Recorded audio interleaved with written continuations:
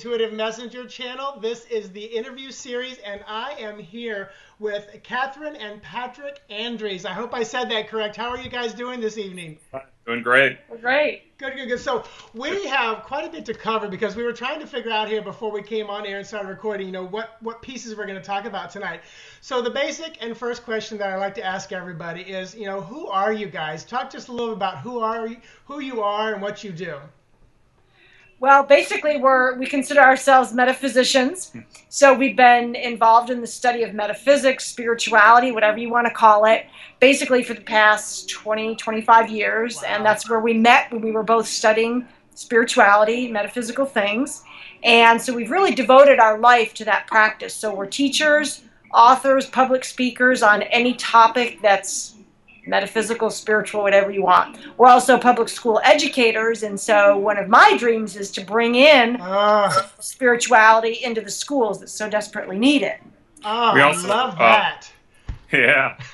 I think we also balance each other really well because I have more of a scientific background because I have a degree in physics and biology, and I thought that went really well with my teaching certificates in metaphysics also, and she leans a little bit more toward teaching some of the intuitive arts and also working with clients in that level with doing things like astrology and numerology, palmistry, and then on the flip side I do more like energy healing work and Tai Chi and things like that. So we balance each other really well, even though we I love that. You guys 20 plus years in this industry. I mean, that is amazing for me to find people like that. So that is, I got to say, that's very exciting. Plus the fact that you want to someday get this into the school system somehow, some way. Oh. Have you made any strides with that, or have you anything there? Well, I'm working on it. I kept finding myself back in public education, and one day last year I said, what am I doing here? And I got the message loud and clear that I was supposed to bring in this metaphysical stuff. And I thought, what? So I wrote a book last year, which I'm hoping will get published or self-published anyway, about all the techniques and tips that teachers can use to bring relaxation, de-stressing, and calming. So I don't really use the metaphysical terms, but I'm bringing it in a very simplistic way, like visualization. Hey, athletes have been using visualization for years out on the field, but they're not teaching visualization to kids in the classroom. So, basic kind of concepts like that aren't too out there, meditation or periods of silence. So I've written this book and hope to start doing professional development for teachers and some shows for kids that teach them about dreams, which we'll get into a little bit later. Yeah, I know, I'm excited about that aspect. And so let's go ahead and jump in. So you talked briefly about this. Talk a little bit more about some of the metaphysical aspects, even energy healing and stuff that you are currently doing, or that you, that you offer to people, these services that you offer. I'd love for the people that watch this to know what you guys do offer right now. Oh, sure. Well, I offer energy healing through the Awaken Whole Life Center at Unity Village in Unity Village, Missouri. And so that's where I'm primarily practicing right now. I also do intuitive health coaching, and we do some dream interpretation work, and a lot of that's picking up now with our new book coming out, Naked in Public, Dream Symbols Revealed. And so we're starting to do more of that kind of work also. Wonderful, wonderful. Well, you segue right into it. So let's talk about it. First of all, Naked in Public. What a catchy title. I mean, but also I imagine, a lot of people, that's one of their big, ever since I was a kid, that's the one dream. I was naked in public. So tell us literally, Naked in Public, I believe it's Dream Symbols Revealed. Is that the full title?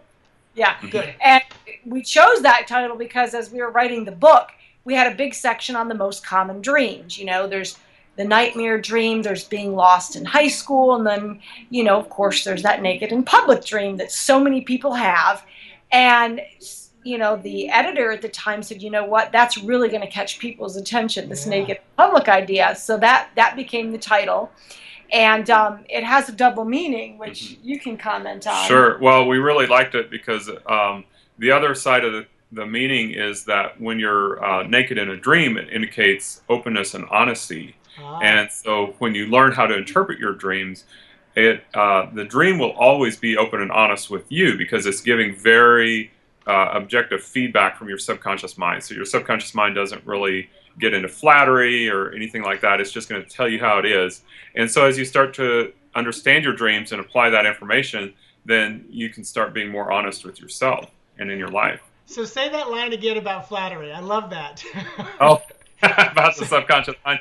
Yes, so the subconscious mind will give you very objective feedback, so it doesn't get into flattering you or trying to build you up or anything. It's just going to tell it like it is. So if you're doing great, you'll get those nice feedback dreams. But if you're messing up somewhere in your life, your subconscious mind will be very honest with you about that. I love it.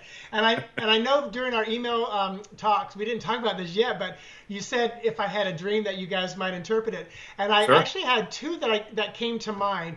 And one, and I'm gonna say one, and the other one you can probably touch on. But the first one is it comes in different ways, and it's always involving I'm with my family, and we're either at a beach house and I'm standing there on the balcony and I know there's a giant wave coming, or I've been in a very wooded area and I know there's a giant storm, but I know it's going to have a lot of water with it as well. And another one where I was somewhere else, and our family business that they don't have anymore and that I'm not a part of anymore, would be inundated with water. So there was always a lot of water involved in these dreams, and it was always my family. So I don't know if you can kind of tell me a little bit about that. Well, that's a common dream, yeah. Well, in the dreams, one thing we tell people, and this is one of the basics that we really have to keep in mind all the time, is when people show up in our dreams, it doesn't represent the actual people in our lives. Okay. They actually show up in our dreams because they reflect a part of ourselves. And so since this is frequently involving your family, it means that it's parts of yourself that are very familiar to you.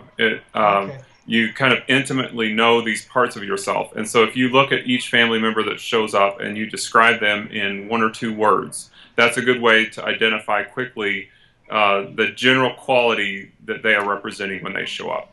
So that's the parts of yourself that you're working with in the dream. Now you're looking at a couple of different scenarios, but it's all basically the same thing. So we'll look at the one on the beach, because the beach house, any kind of a house is going to represent our mind because we live within it. That's where we exist. So that's how our subconscious mind relates to the mind. That's where your consciousness is. And so water, and especially like a big wave coming in or something like that, that's this sense like you're about to be overwhelmed, because water is going to represent our emotional life experiences. And so the basic theme that we're getting that shows up in several different ways is that you're mostly what you described is that you're about to be inundated. Yeah. And it's this kind of a general sense that you're having. Usually it's within about 24 to 48 hours of the time of the dream is where you can look in your life. So it's something where you feel like you're about to be overwhelmed. Have you ever actually been hit by the wave or anything like that? To my knowledge, no. To my knowledge, and it's so funny because I'm like, okay, so the next day when I call my family, is everybody okay? Immediately, I love that you're already saying, okay, it's not about them, it's about me. So really, they need to be calling you and saying, hey, are you okay? I love it. And it is funny because, and I've always felt water represented emotions in my dreams. So I don't know if that's right or not. Okay, good. I was right on that. But I don't think I've ever been hit by it. And another one that I would love to ask about too is Sheldon, my dachshund. We were talking about that. I remember in a dream, he showed up, and he showed up quite a few times. And one time I said, "What are you doing in my dream?" And he said, he goes, "Well, don't you know I'm your traveling buddy, like my astral traveling buddy."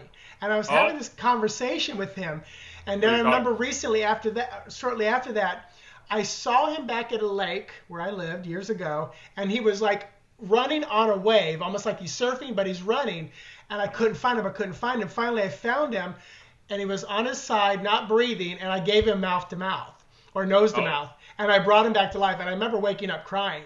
So go with that one. What is that? What was that one all about? Well, I love animal dreams because so many people have them. And of course, we all love our pets, and we want to know why are they in our dreams. So here's the deal. Animals are basically habitual creatures. They eat, they sleep, they hunt. So they represent the habitual parts of ourselves. Oh. It could be representing a mental habit like worrying, or a physical habit like nail biting.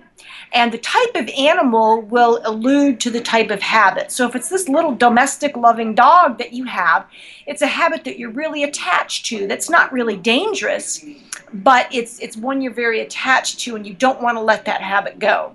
Wow. Okay, now, because of the background on the dream that he's on the wave and you save him, as we discussed, water represents your emotions. So what the dream is showing is you do have some kind of habitual emotional tendency. Mm. And you when the dog dies, you're afraid of that habit disappearing. You're somehow attached to the way that you use your emotions, which is similar to the other dream. This is the part where I say, okay, we don't want to talk about my habits and things anymore. It's getting too personal, isn't Oh it? gosh, no. It's funny because I love it, but no, it's not getting too personal at all. I'm pretty much an open book, but I do want to say, I mean, I hope that everybody that's watching this is having the revelations that I'm having already just about what you're doing in a short bit with these dreams, because immediately it's not about my family. Immediately you're showing me it's about habits. And I love this. So I tell you, I am going to be purchasing this book. Probably is it an ebook form, or which way do you prefer people to get it? Yes, It's available ebook if people like to use electronic devices. Also, it's available in all major bookstores. They can get it for you. Barnes & Noble placed a big order like immediately after it came out, so Barnes & Noble should have them. If your particular store doesn't have them, it's in their system and in their warehouse, so they can order it very quickly and easily. And also, we just got done this weekend recording the book, and so soon to be released as an audiobook. Oh, wow, that's wonderful. So that will be downloadable, as well as you can order the CDs from Ozark Mountain Publishing. Oh, there's our connection. Oh, and let me tell you, I know. I tell you, there are many of us mourning Dolores Cannon's passing. I tell you, because I'm sitting there going, I know our connection was Sherry, but now I'm remembering that Ozark Publishing was the connection between you guys as well. Right. So I tell you, and let me go ahead and ask this, only because we love to support, and I love to support. What is the best way, or what is the way that you would love people to purchase your books? And I will tell everybody, I'll ask you on air right now, but you'll give me the links and everywhere to put in this video so that we can put it down below. So what is the best way for them to purchase the book in case they're not seeing the link that you would probably want them to get a hold of it? Well, it's great if they order it through Barnes & Noble, because then if that store isn't carrying it, they will start to carry it. And they'll say, oh, hey, this is a great book to have. So that's number one way. Got it. Perfect. Well, I tell you, and then the thing I want to talk about, well, you know what? I was going to say what's next, but let's talk about the children's book. What is the name of that book? So the children's book I wrote about dreams is called The Dream Doctor. And it came about because we have a daughter, and I always taught dream interpretation to adults. And then when we had this child, I thought, well, I can't use these big terms with her. She's not going to understand what I'm talking. How do I explain this to a child? Because she would have nightmares once in a while and come in and want to know what they meant. And her friends would say, oh, I'm dreaming my family was killed. What does it mean? So I wrote this book, and the dream doctor is actually in the book. He's this eccentric character, and he's really fun. He talks in rhymes, and he explains what dreams are in very simplistic terms that kids can understand. And the little girl in the book is like my daughter's age. We made her out to be, and she has a series of dreams that she can't figure out, and she goes to every kind of doctor. Nobody can help her until she meets the dream doctor. Wow. So it's an awesome way to reassure kids that dreams are not literal. If you dream that your parents are being killed, it's not going to happen in real life. And it really calms them down and helps them understand and really get excited about what dreams can mean for them. Wow. So is it almost told like a story? It sounds like there's a story within it. It is. It's told as a story, and the teaching is the undertone in the book. So you're not preaching to the kids. It's a very fun story that I think all kids can relate to. Oh, I love that. Absolutely. And is that book available now, or are we still waiting? In about a week, it will be rolling off the presses. You can pre-order it right now through Ozark at a special price. Okay, perfect. And like I said, all these links and everything will be down below, so we'll make sure we have all that in the details of the YouTube video. So I want to go ahead and say, what is next? What's out there next? And we can even talk about, I know you have another book that you've already published and is out there, and that could be what's next. Because you know what? Maybe the first of the year we'll do this again with more details about the other book. So you want to talk about that book or anything else that you've got coming up down the line for people to look out for? Well, one thing coming up in terms of the Dream Doctor and getting information into the schools, we've turned the Dream Doctor book into a theatrical production. And so we're actually going to be performing at Barnes & Noble in November, and right here in Kansas City. And so we're going to be bringing it to schools. It's about an hour presentation, and Wow. we act out the book. We do a little presentation about what dreams mean. It's really fun, and it will get kids excited about dreams. So that's what's next. Also, I have a book on relationships called Soul Choices, 6 Paths to Fulfilling Relationships. And so that's also going to be promoted, and we'll be doing workshops on that. And anything else you want to add about the Naked in Public book? Well, there's actually some retreats that are coming up as well as some workshops. And so, if people are more local or if they want to come in, there's workshops on both the Dream book, the Naked in Public, Dream Symbols Revealed, as well as the Relationship book, which is Soul Choices, 6 Paths to Fulfilling Relationships. And we're going to be offering some retreats at the Awakened Whole Life Center at Unity Village as well. So that's available on the website, awakenedwholelifecenter.com. They can find out more information about the retreats. Oh, I love it. I tell you, I don't know if you saw my face, but I got really excited when you started talking about turning this into like a play that is like educational. That is amazing. I mean, all I can think of is how ingenious, what out-of-the-box thinking to turn a book into a play, that is about dream interpretation. And this, I can imagine this Dream Doctor character is kind of crazy, off the wall, fun. Is that, you said he's eccentric? I get to be the Dream Doctor, so. Who is you are? Yeah, I'm the Dream Doctor. Uh-oh. This will be fun. As well as a host of other characters, so I'm going to have to do some quick costume changes. I bet. Well, it all sounds just amazing. Well, like I said, we will have all the links down below. And is there any final thought, comment you guys want to leave everybody? Definitely they'll be able to look down below to find out where to find you. And I was thinking too, if somebody wanted to bring you out, maybe across the country to either do their own retreat, you guys do all that too? Absolutely. Perfect. Yeah. Perfect. And we'd love to set that up with anybody, and we can work with them on their budget requirements. As long as we make sure that everything's being met on our end too. We'll be flexible with them and working out the arrangements. Perfect. And I just wanted to leave people with 2 of my favorite quotes about dreams. So the first one is by Edward Council, which is, "In dreams, no one wears a mask." And the second one, which is a real motivation to interpret your dreams, the Talmud had this quote about dreams. It says, "A dream not interpreted is like a letter unread." Oh, wow. That is that's deep. So the good. question is, how many letters have you not read? I just had a thought, because I'm trying to think. I'm doing my Oprah. What would everybody be asking you if they were sitting right here with me? So, what do you tell people who always say things like, "Well, I never"? First of all, what do you say when someone says, "I don't dream"? So that's the first thing. When someone says they don't dream, what do you say to that? Get that a lot. Well, scientifically, there's more than enough evidence to demonstrate that everybody dreams every night. In fact, it's so essential that they've done studies where they've tried to deny people of dreaming during the night, and they experience great mental stress very quickly when they can't go through that dream cycle. So everybody dreams every night, usually about 4 or maybe 5 dream cycles a night. And then, so with that, a lot of people don't remember their dreams, and mainly it's because they're not really using them. And so we recommend the first step is to start paying attention to your dreams. You can do that very easily by putting a dream notebook by your bed with a pencil, so you're ready to write down the dream. You've got to get that as quickly as possible, because the dream is like an echo, so it fades very quickly. So you can't even get up really and go to the bathroom and come back and do it.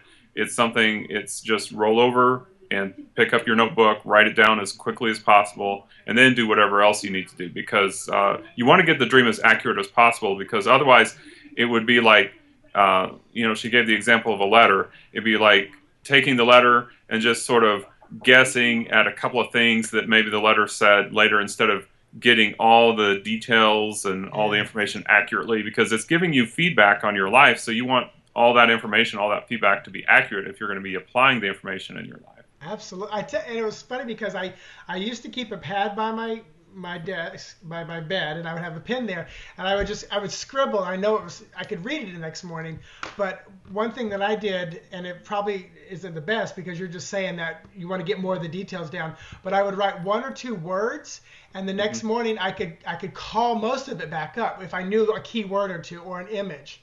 And then I got to the point where I would take my phone and I would press the speak button, and I would talk into it, and then just hang it up and go back to bed, and it would just kind of tap it out. So I can tell. Is that your daughter there? I don't know. Yeah. She's there. Does she want to jump in and say hello? Is this the inspiration for the Dream Doctor's character? You're welcome to say hi, Jewel. Is her hair and makeup okay? Oh, This is yeah. our daughter, Jewel. Hi. You're gonna be on TV all over the world. Yep. So Like that. guys, thank you so very much for this time. We're right at 20 minutes, so I think this is a perfect time for us to, say goodbye to everybody. So I think we need to have you back on probably at the first of the year for that relationship, but because I think that's an entire series that's probably going to be more like 30 minutes, whatever you guys want to do with that. So, All right. So check down below, everybody, for the links and the places where you can get a hold of Kathryn and Patrick. And I thank you guys so much for spending this time with me and sharing this time. All right? Thanks, Joel. Thank All you right. so much, and we'll talk to you guys soon. All right.